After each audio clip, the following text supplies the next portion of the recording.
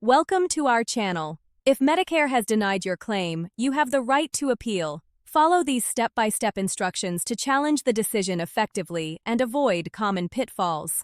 Step 1. Read your Medicare summary. Notice or explanation of benefits, carefully to understand exactly why your claim was denied, and note the appeal deadline, usually within 120 days.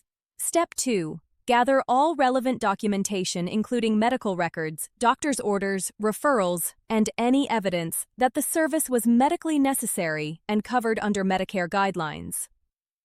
Step 3. Contact your healthcare provider to request a detailed letter explaining the medical necessity of the treatment and how it relates to your condition.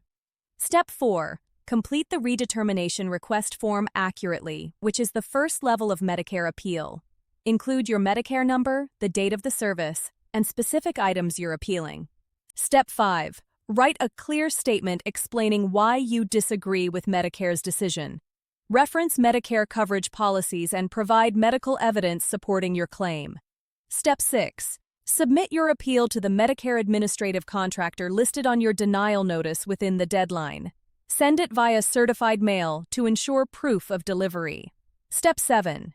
Keep copies of all documents you submit and maintain a detailed record of all communications, including dates, names of representatives, and reference numbers.